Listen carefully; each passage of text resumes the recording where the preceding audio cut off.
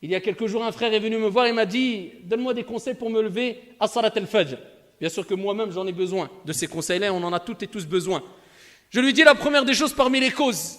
Tu mets le réveil déjà? Il me dit « Mon frère, j'en mets 7 des réveils ». Il me dit j'en mets 7, donc j'ai compris qu'en fait, il ne faut pas commencer par le réveil. Ça, c'est à la fin, tout à la fin. Donc, il faut se dormir tôt. Ça, tout à la fin. La première des choses, c'est de prendre conscience quelle est la récompense de Salat al-Fajr, wallahu a'lam.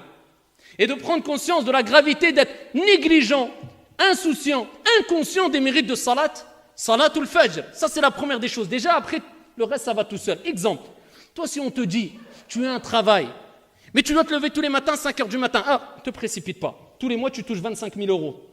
On n'a pas besoin de te dire, mets le réveil, pas mets le réveil. Toi, le mérite, la récompense, ça y est, elle a plié toutes les autres causes. Ne lui parle même pas de réveil ou pas. T'inquiète, sans réveil, il va se réveiller à 5 heures du matin. Sans réveil, son corps va se régler en 2 jours. Lakin, pour Salatul Fajr, on a du mal parce qu'on joue que sur les causes matérielles. Mais c'est logique. Regarde les causes spirituelles, ce qui doit te motiver, t'apporter une conviction ferme que tu dois te lever à Salat al-Fajr, c'est un bien pour toi. À ce moment-là, c'est facile le reste. Vous avez compris? Donc, le réveil, l'histoire du réveil, c'est à la fin.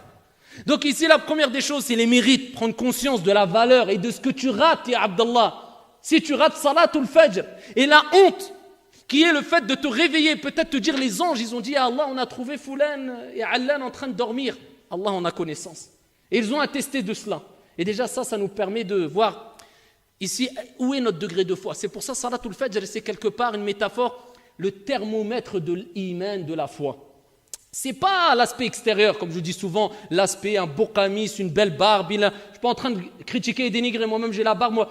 Faut arrêter avec. Le principal, al-qalb et al-a'mal, les actions qui sont obligatoires et qui sont les plus importantes. Ensuite, on sait que tout est important en islam, mais il y a des priorités. Comment ça, tu vas me dire par exemple une personne qui a une apparence d'un pieux, d'un vertueux, d'un compagnon. Il ne se lève pas à Salat al-Fajr, je ne comprends plus rien là. Ils sont où les priorités, je ne comprends plus rien. Donc le thermomètre de ta foi, Salat al-Fajr. Ensuite, Salat al-Isha. Ensuite, Al-Dhuhr, Wal-Asr, Wal-Maghrib.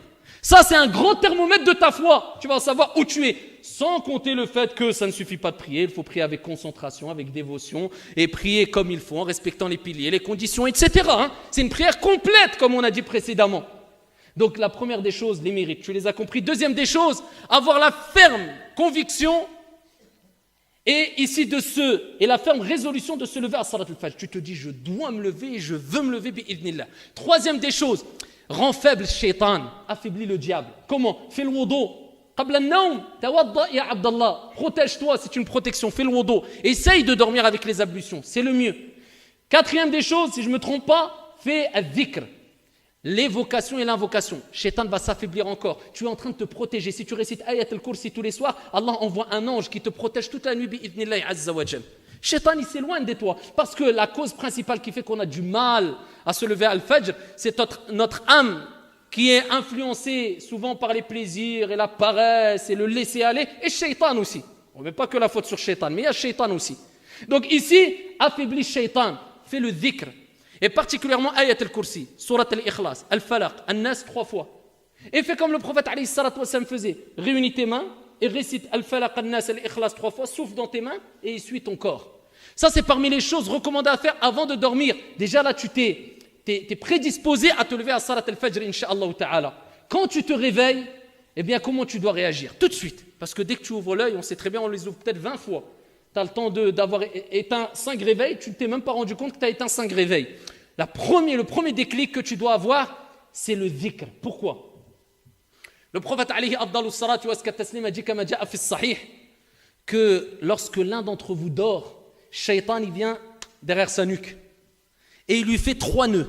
Uqad, il lui fait 3 nœuds.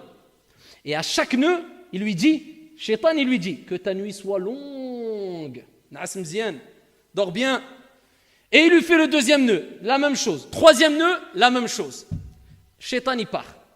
Ensuite, quand tu te réveilles, le prophète alayhi salatu wa sallam dit, quand tu fais du dhikr, tu évoques Allah, peu importe, Bismillah, ou tu dis Alhamdulillah, ou tu fais l'invocation Alhamdulillahi alladhi ahyana ba'da ma amatana wa ilayhi an-nushur. L'invocation qui est dans la citadelle du musulman, wa ala kulli hal, qul ghayr la ilaha illallah. Commence par al-dhikr. Il y a le premier nœud qui part. Il dit alayhi salatu wa sallam, le premier nœud part, donc déjà tu commences à être plus Ici, plus fort pour lutter contre Shaitan et cette pression venant du diable pour te laisser clouer dans le lit. Il dit, tu fais le wudu, il y a un deuxième nœud qui part. Et il dit, tu te lèves et tu fais salat, il y a un troisième nœud qui part. C'est pas fini. Combien de nœuds on doit avoir dans la nuque ou derrière la nuque pour certains qui n'ont pas encore dénoué peut-être une fois un nœud?